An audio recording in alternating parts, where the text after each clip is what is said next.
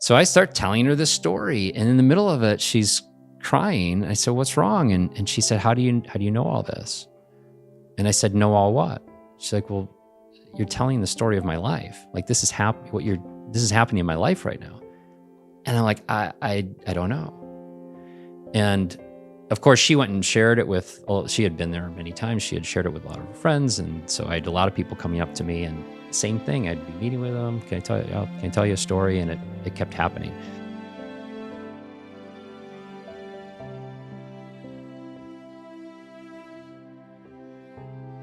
All right. So you remember I was telling you about the whole tongues thing and how then my son helped me. Well, I want to tell that story. So this was 2015, and it was the fall of 2015. He was around 9 years old, and his name's Henry. And he said, "Dad, would you tuck me in tonight and tell me a story?" And I said, "Sure." So I lay down in bed with him and start telling him a story. Well, this went on for 6, 7 nights, and he kept asking me, "Would you tuck me in and tell me a story?" Well, I was running out of stories at the time, and I started thinking like, okay, what do I tell him? And I heard this inner voice. It's the same voice that spoke to me back in '06 to sell the company, same voice that said, "Hey, go offer to buy your partner out." It's that voice that I've known to be, that holy, pure, God-centered voice. And the voice said, "Mark, don't tell him a story. Allow the story to come." And I just kind of shrugged. I'm like, okay, but something was happening because obviously God's talking to me in some unique way here. So I hit record on my phone, and my lips start to move and words start to come out. And it's this really cool story with different characters that come in and they intersect. And it was pretty remarkable. And at the end of this 15-minute story, I look at Henry. I say, "Well, hey, Henry, what'd you think of that?" And he looks at me, takes his fingers out of his mouth because at the time he was young. He was sucking his fingers. He gives me a thumbs up and says, "That was really good, Dad, but it's just going to get better." And by this time, by the way, I have chills. I'm practically from teary-eyed, and because I'm just feeling the energy of what's going to get better. But then he closes with this: "I know you're just learning." And he's 9. And it felt like the Holy Spirit spoke through him, a message that I needed. And I couldn't wait for him to ask me to tell another story after that. And he did. And it went on for several weeks.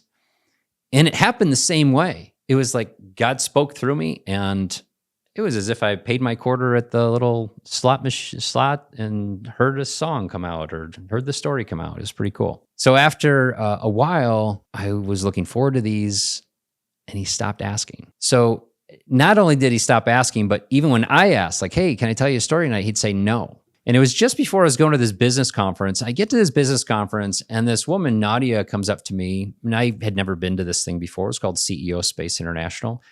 And Nadia starts talking to me. She's like, "Hey, I'd like to spend some more time with you." And I'm like, "Okay, cool." So we do. And I had done some business coaching before. And suddenly I hear these words come out of my mouth to Nadia: "Can I tell you a story?" And she's like, "Sure." So I start telling her this story. And in the middle of it, she's crying. I said, "What's wrong?" And she said, How do you know all this?" And I said, "Know all what?" She's like, "Well, you're telling the story of my life. Like this is this is happening in my life right now." And I'm like, I don't know. And of course, she went and shared it with, well, she had been there many times. She had shared it with a lot of her friends. And so I had a lot of people coming up to me, and same thing. I'd be meeting with them. Can I tell you a story? And it kept happening. So suddenly the thing that happened in private with my son, which by the way, started from God retraining me through the whole work that led to experiencing the tongues and the tongues interpretation, that whole unfolding, now was going outside into a corporate environment. And it was pretty different, but people liked it. And I was getting just trained. I was just in awe. Like, how is this happening? And then fast forward, because that was 2016, in early, I guess it was later that year, I heard God say, "Hey, take out a notepad." And I'm like, okay.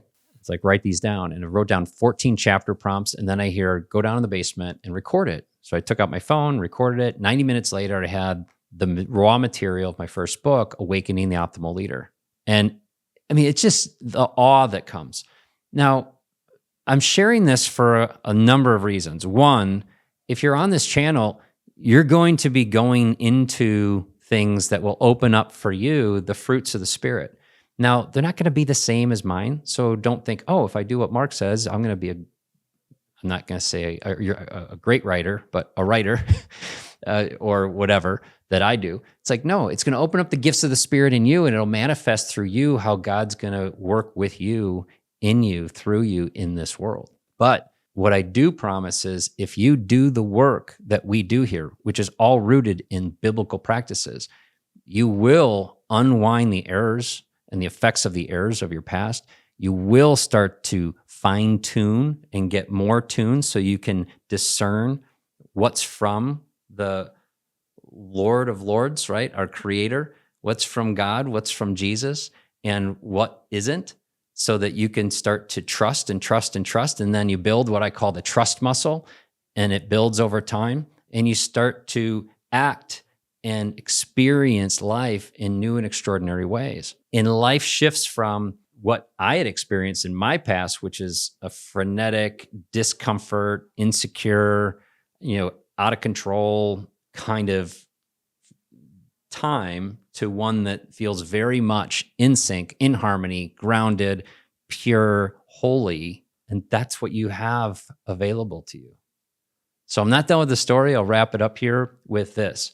The book that I wrote, right? Because God can only work with the raw material we have. And I wasn't a trained writer. So a couple years later, I look back, it's like, oh, this is not as good as I thought it was.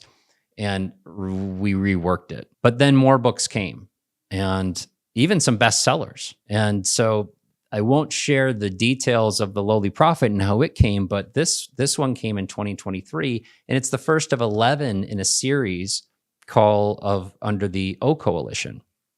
So it's a collection of books that's coming to help people experience the healing and the transformation while reading the stories, while doing the work in the book. But they're fun. They're educational, they're fictional, it's a good time. But that all started because I resisted so much until finally, God broke through my resistance and said, hey, it's time. And I went through that awakening process in 2011. It took me a few years to go through it. So patience, if you're in something like that, have patience. You're on the road to transformation. Like, I wouldn't call you sick ever. You're on the road to transformation. Resist the transformation, suppress the transformation, and it'll persist and it'll expand in other ways. Embrace the transformation, and you will go through it with grace and ease. And these tools and practices will help you on your journey go through it with more grace and more ease, and start to receive the gifts of the Spirit in your way. And God bless you. If you like this kind of content, subscribe to the channel. And you don't have to wait for the next video here. You can join us live every week, and you can start reading The Lowly Prophet for free. The links are in the description below. Bless you. Have a great day.